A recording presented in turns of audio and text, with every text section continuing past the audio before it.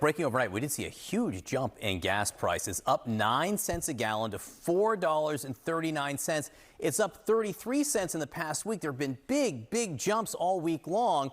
The political question is, who gets blamed for this? CNN chief data analyst Harry Etten is here this morning. So, simple question, who does get the blame, and how does that compare historically to past people getting the blame? You know, the buck stops at 1600 Pennsylvania Avenue. Donald John Trump, the President of the United States, and to a historic degree, look at this, blame for the increase in gas prices. 77% say Donald Trump. I looked back at every president that I could find on a similar question, which is when the gas prices rise, who gets the blame? Trump gets the blame more than Joe Biden did back in 2022, more than Barack Obama did in 2012, and more than George W. Bush did back in 2005, 71%.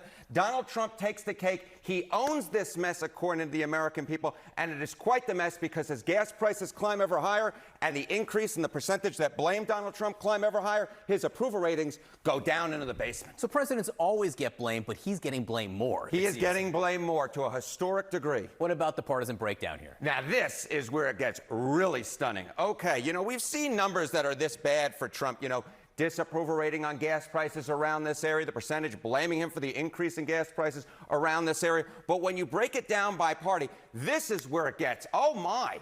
You know, this is a Republican base that has been infatuated with Donald Trump for years. But even here, blame Trump for rising gas prices.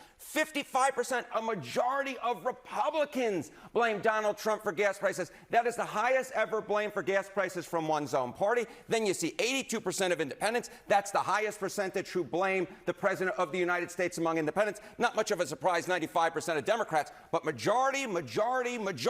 Rarely do you get the trifecta of majority from across the political spectrum agreeing on something, but here we have it. The majority of Republicans, independents, and Democrats all blame Trump for higher gas prices. And this is the highest ever from inside one's own party? That is correct. This is the highest ever from inside one's party. When you look at the three other presidents that you have on your screen right here, that 55% that you see here, blaming the president from in one's own party, that is the highest ever. Okay.